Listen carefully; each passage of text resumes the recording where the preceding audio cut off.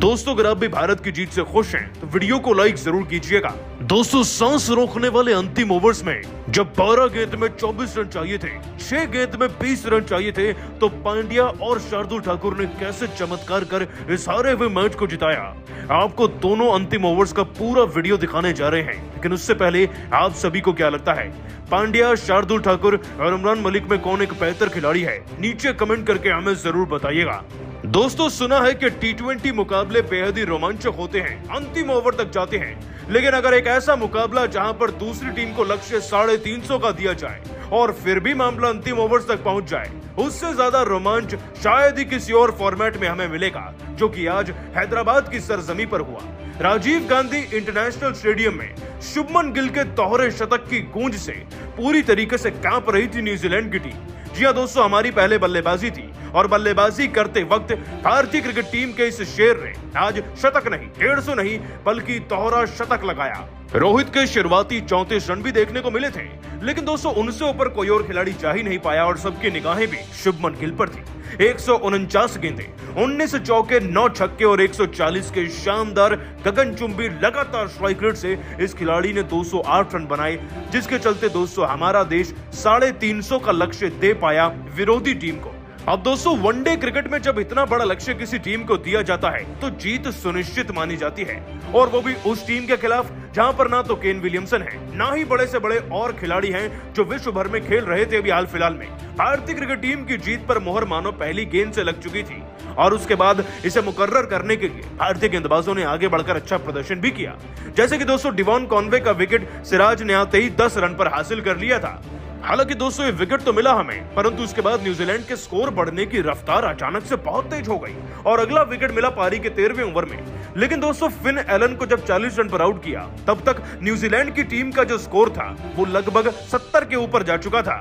शार्दुल ठाकुर ने दोस्तों Finn Allen को तो आउट किया, इसके बाद कुलदीप यादव की जादुई गेंदबाजी का जादू हमें देखने को मिला। दोस्तों कुलदीप ने जहां हेनरी निकोल्स को क्लीन बोल्ड किया, तो आगे चलकर टेरिल मिशेल का भी विकेट अपने नाम कर लिया था। देखते ही देखते दोस्तों 131 पर 6 विकेट गिर गए। अब यहां से तो भारतीय क्रिकेट टीम की जीत 100% मुमकिन लग रही थी, लेकिन तभी एक ऐसी पार्टनरशिप बनी जो इतिहास में 7वें विकेट के लिए अब तक की सबसे बड़ी पार्टनरशिप बन गई। ये पार्टनरशिप थी दोस्तों मिचेल सेंटनर और ब्रेकविल के बीच में, जो न्यूजीलैंड की टीम को जीत के इतने करीब ले गई कि दर्शकों की सांसें लगभग रुक चुकी थी मैदान में उस वक्त पर। आप सब इस बात से अंदाजा लगा सकते हैं, 29वें ओवर के बाद हमें विकेट मिला पारी के 47वें ओवर में, जो सिराज ने लिया। सिराज ने दोस्तों इस जोड़ी को तोड़ा और मिचेल सेंटनर को विकेट लेकर उन्होंने भारतीय क्रिकेट टीम का कमबैक तो करा दिया था, साथ ही शिपली को भी क्लीन बोल्ड कर दिया इसी ओवर में। ये एक टर्निंग ओवर लग रहा था, लेकिन अभी तो मैच में असली टर्न आने बाकी थे। दोस्तों ब्रेकविल नाम का जीत का सबसे बड़ा कांटा अभी भी मैदान में मौजूद था, जो 73 गेंदों के अंदर 131 रन जड़ चुका था।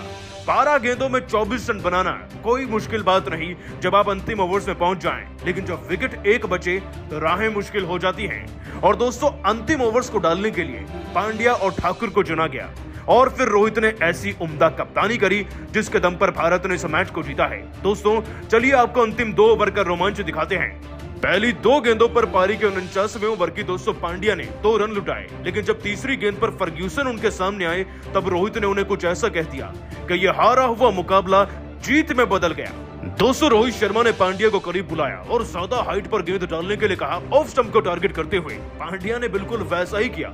फर्ग्यूसन पूरी तरीके से विचलित हो गए और ऑफ साइड की तरफ शॉट खेलने के चक्कर में वो कैच थमा बैठे।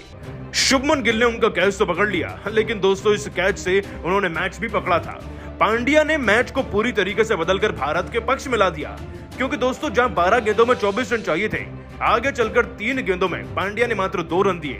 मतलब कि जीतने के लिए 6 गेंदों में 20 रन चाहिए थे। जीत पूरी तरीके से मुकर्रर हो चुकी थी। और दोस्तों अंतिम ओवर को डालने के लिए रोहित शर्मा अपॉइंट करते हैं शार्दुल ठाकुर को, और फिर पहली गेंद पर कुछ ऐसा होता है जिससे एक वक्त के लिए मानो मैदान में समय रुक सा जाता है। दोस्तों खिलाड़ी ब्रेकविल जो कि 131 पर खेल रहे थे, वो पहली गेंद पर छक्का जड़कर सब कुछ फिर पलट देते हैं। 5 गेंदों में जीतने के लिए अब 14 रन चाहिए थे। प्रेशर ठाकुर के माथे पर था।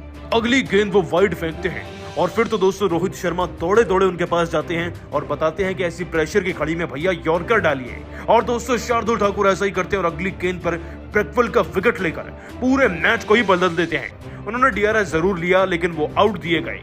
उनकी 140 रन की पारी समाप्त होती है और दोस्तों भारत 12 रन के अंतर से इस मैच को आखिरकार जीत ही जाता है। लेकिन रोहित ने कुछ कहा था और वो क्या कहा था जिससे भारत ये हारे हुए मैच को जीत गया, उसका खुलासा खुद ठाकुर ने किया है।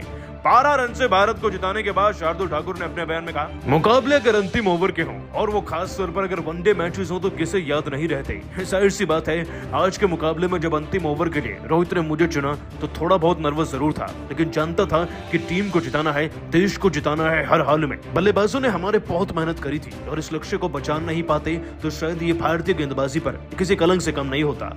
पांड्या ने जिस तरीके से 49वें ओवर में विकेट लिया वो विकेट कहीं ना कहीं हमारे काम आ गया। लेकिन ब्रेकवेल एक ऐसे खतरनाक खिलाड़ी थे जो अंतिम ओवर में भी मैच को जिताना जानते हैं।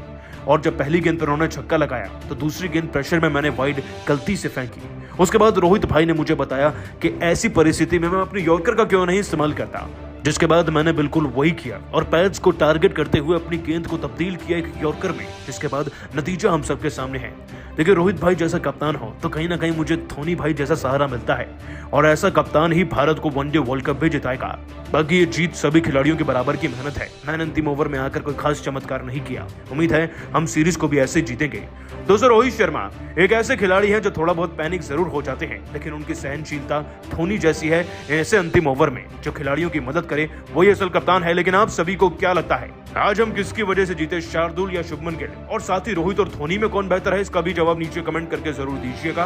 और अभी सब्सक्राइब कीजिए हमारे YouTube चैनल को। धन्यवाद।